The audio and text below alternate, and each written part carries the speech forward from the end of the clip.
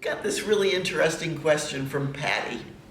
Let me just read it to you, and I'd like to share my answer because it's in part, it's a straight answer, but it's also, it opens up, the whole question opens up all kinds of human condition issues that all of us deal with at some level. So, here's the question. I have an overactive immune system and anxiety about having some silent disease that's killing me slowly. I'm 69 and lost both my parents to cancer. Dad at 69 to metastatic lung cancer, and mom at 86 with a rare cancer that metastasized to her liver.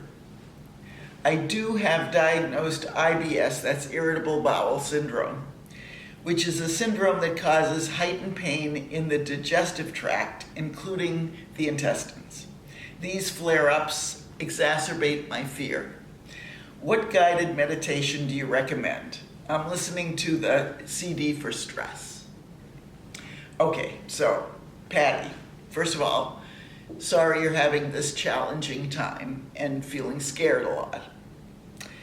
To answer the easy part of the question, first off, yes, we do have guided imagery that is specifically for irritable bowel syndrome or inflammatory bowel disease, which is it's sort of a progression of not so severe to it can be very severe. So we do have such guided imagery that would perfectly suit what you're dealing with. It will probably remediate at least some of your symptoms, and if you want to hear a sample, just click on the link below and you can get a good 3-minute taste of what this imagery sounds like. So that should reduce some of your gut symptoms, but it's not just that the flare-ups exacerbate your fear. It's that your fear exacerbates your flare-ups too. So it's a cycle. And one of the lovely things about a technique like guided imagery is it can interrupt the cycle. Either interrupting it in either direction is all to the good. So that's another reason to try it. But as a sidebar, and to address the larger issue, I think that you probably already know this, but it's commonplace to have these feelings when you reach the age that a beloved parent died, or even a not so beloved parent died. You just sort of are partially programmed to note, like for instance, my father died of cancer when he was 47. And I noted with mild astonishment that I just kept on going past 47. Fact is, most people go past the ages that their parents died. And I note that what your father died of, lung cancer, is in fact one of those silent diseases that mostly sneaks up on people.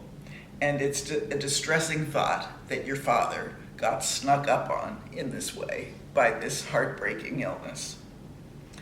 But please consider this, and I'm not being flippant in any way by talking about this, but you might be able to neutralize some of this fear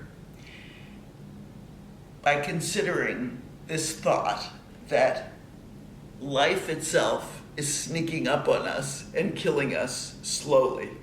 And it's called aging, and it happens to all of us. And the only way that's not going to happen is if life kills us quickly. Me, I'm voting for this. I'm voting for slow. Me, I'm voting for slowly. Just seems like a better solution for me. And again, it's just the simple truth. It's the human condition that if we think about this fact that is happening even as we speak, that life is killing us slowly, we can drive ourselves crazy. Fact of the matter is, most of us don't think about that, except maybe at 3 o'clock in the morning when we wake up from a nightmare. So I would suggest that you accommodate yourself to this idea that we're all gonna die, and we were hoping it will be slowly, and maybe after 95 years or something. Sidebar, I always laugh when people say to me, start a sentence with, if I die. It's like, what if? Really? If? How about when? When I die, because it is a sure thing. You are going to die. I find that comforting. You may not. This may be a horrible video for you to watch. Who knows? But here's the thing. There is absolutely no reason, none, to assume that you are going to meet the same fate as your parents. Families are filled with outliers of people who live to a very ripe and healthy old age, who had horrible family histories. Happens all the time. So there is no reason statistically for this to be true. And you could very well be that outlier who lives to be 100.